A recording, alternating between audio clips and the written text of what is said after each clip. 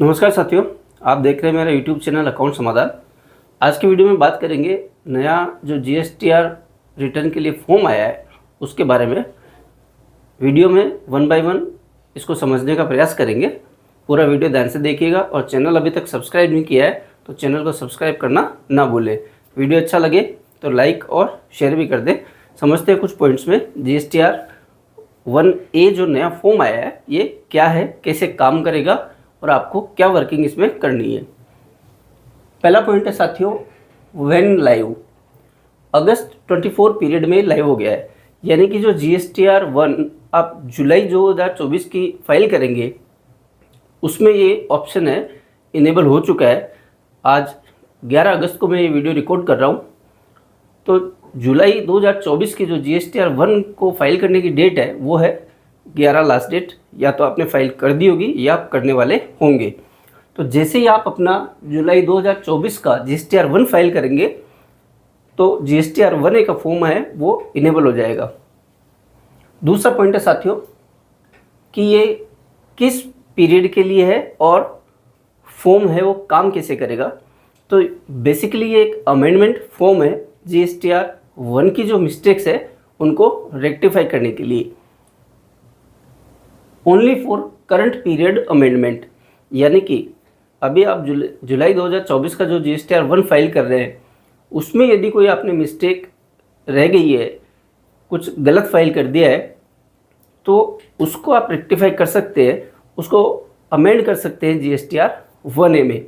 लेकिन आप सिर्फ करंट पीरियड के लिए फॉर्म काम में ले सकते हैं, उससे पहले के मंथ जो भी है उसके लिए आप इसको काम नहीं ले पाएंगे।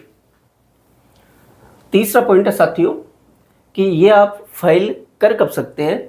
तो after filing GSTR 1 and before filing GSTR 3B।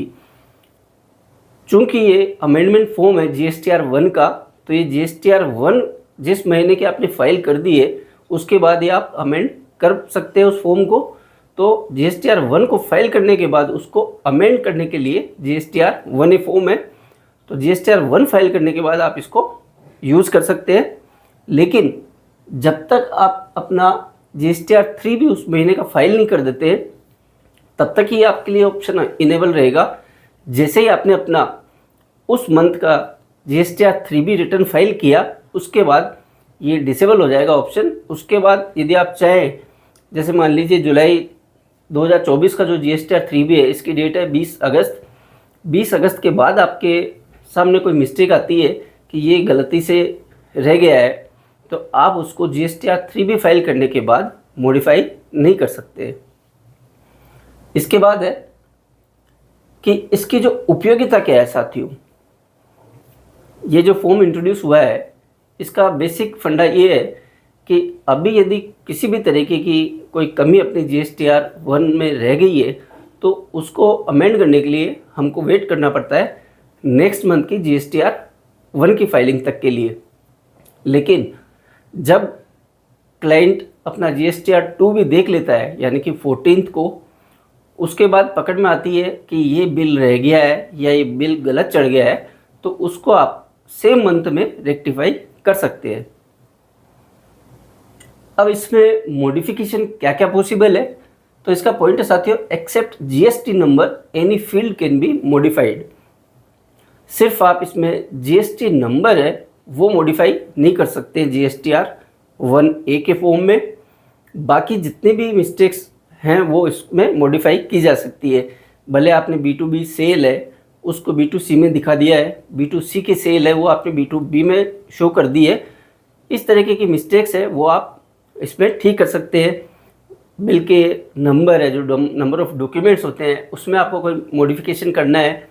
इसके साथ ही साथ HSN कोई गलत आपने फाइल कर दिया है तो HSN में आपको अमेंड करना है। ये सब चीज़ें अमेंड हो जाएगी। लेकिन यदि आपने किसी पार्टी का जीएसटी नंबर गलत फाइल कर दिया है तो वो अमेंडमेंट आप जीएसटीआर 1A में नहीं कर पाएंगे। वो अमेंडमेंट पहले की तरह ही आप जीएसटीआर 1 जब नेक्स्ट मंथ का फाइल करेंगे उसमें ही आप कर सकते हैं। यानी कि जीएसटी नंबर है उसको आप मॉडिफाई नहीं कर पाएंगे जीएसटीआर 1A में। इसके बाद इस फॉर्म का जो फॉर्मेट है वो किस तरीके का है। तो GSTR1A is a copy of GSTR1। जब आप इसको ओपन करेंगे अपने लॉगिन करके जीएसटी के पोर्टल पे, तो बिल्कुल GSTR1 की तरह ये फॉर्म खुलता है। उसी तरीके से इसमें सारी टेबल्स आपको नज़र आएगी। बेसिकली इसलिए है कि जिस भी फील्ड में आपको मॉडिफिकेशन करना है, आप उस पर्टिकुलर टेबल को ओपन करके उसमें मॉडिफिकेशन कर सकते हैं, अमेंडमेंट कर सकते हैं, एक्सेप्ट GST नंबर। मैंडेटरी और ऑप्शनल। अब ये जो फॉर्म नया इंट्रोड्यूस हुआ है GSTR1A, ये फाइल करना मैंडेटरी है या ऑप्शनल है। चूँकि ये एक अमेंडमेंट फॉर्म है, रेगुलर फॉर्म नहीं है, अमेंडमेंट फॉर्म है, तो ये पूरी तरीके से ऑप्शनल है, मैंडेटरी नहीं है। आप भरना चाहें तो भरें, नहीं भरना चाहें तो ना भी भरें। अगले महीने की जब आप GSTR1 फाइल करते हैं, उस समय भी कोई मिस्टेक आपके रह जाती है पिछले महीने के, तो उसको आप रेक्टिफाई कर सकते हैं, जैसे हम लोग अभी तक करते आए हैं। When it will reflect in GSTR2B। अब बात आती है कि साथियों, आपने GSTR1 है जो अमेंडमेंट फॉर्म, इसको यूज़ करते हुए जो भी अमेंडमेंट किया है वो सामने वाली पार्टी के रिफ्लेक्ट कब होगा GSTR2B में।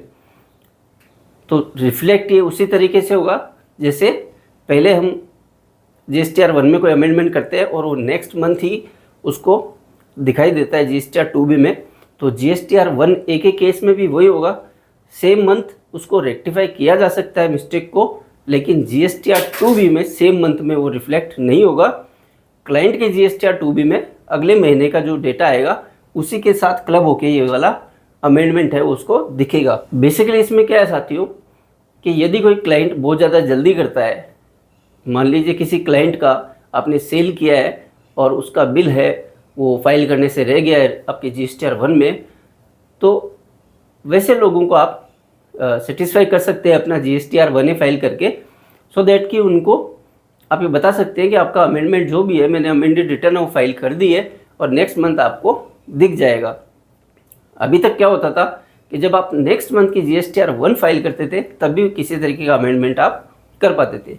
तो बेसिकली ये अमेंडमेंट फॉर्म है और इसको लेके जो भी जानकारी है मैंने आपके साथ साझा करने की कोशिश करी है। वीडियो के बारे में आपकी क्या राय है कमेंट करके ज़रूर बताएं। मिलते हैं किसी ऐसे ही और वीडियो में। Thank you so much, have a great day.